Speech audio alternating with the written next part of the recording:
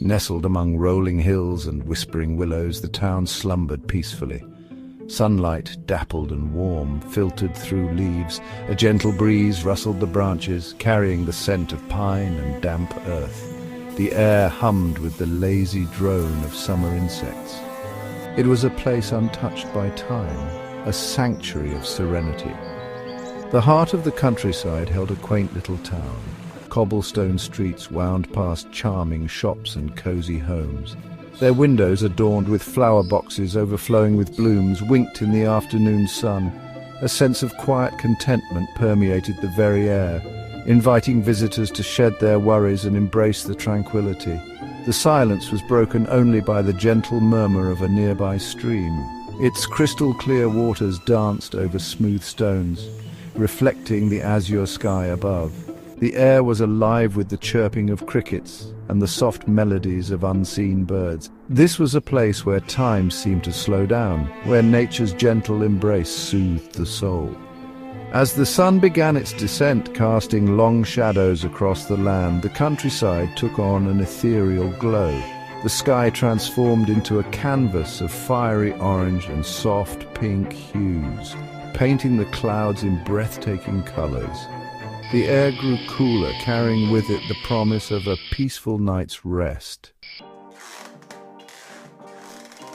At the edge of this idyllic town stood an aged wooden house. It was a charming structure with a weathered facade and a moss-covered roof. Ivy clung to its walls, reaching towards the second-story windows like grasping hands. The garden, once vibrant with life, now lay neglected, overgrown with weeds and wildflowers. Inside, the house whispered stories of bygone days. Sunlight, filtering through dusty windows, illuminated the worn floorboards and faded wallpaper. The air was thick with the scent of old wood and forgotten memories.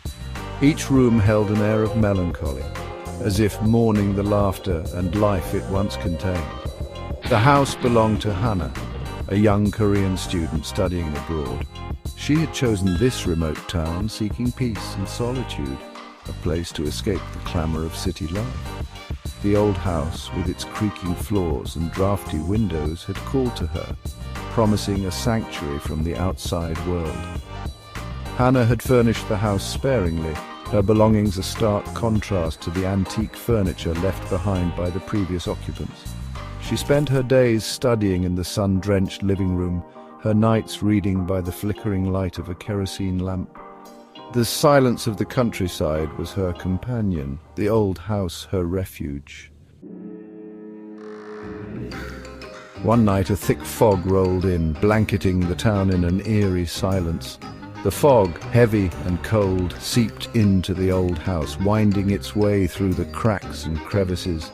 It clung to Hannah as she slept, its dampness seeping into her dreams, twisting them into unsettling visions.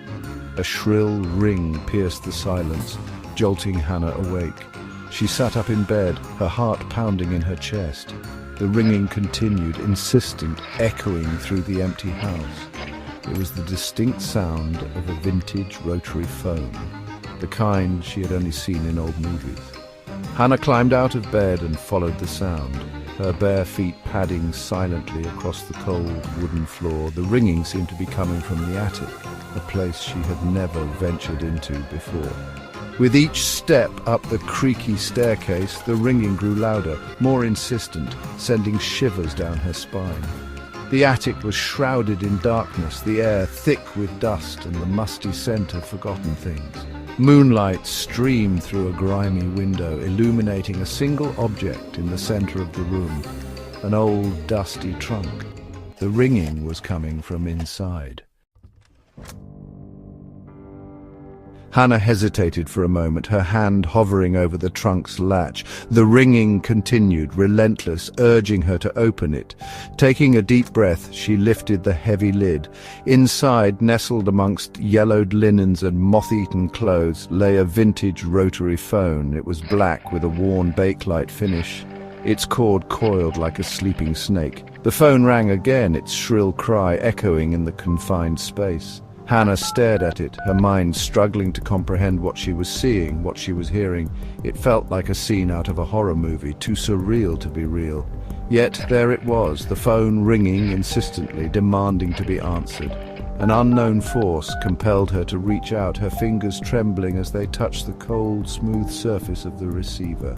As she lifted it to her ear, the ringing stopped abruptly, replaced by a silence so profound it felt heavy, suffocating.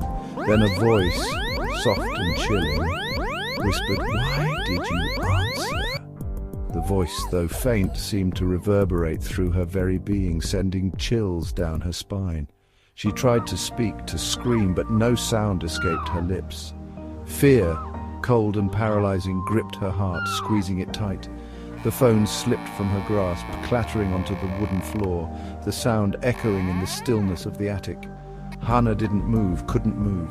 She sat there, frozen in terror, her eyes wide with fear, staring at the phone on the floor. As she sat there, a cold breeze swept through the attic, stirring the dust motes dancing in the moonlight. And in the reflection of the grimy window just behind her, a shadowy figure flickered, its eyes glowing with an eerie light.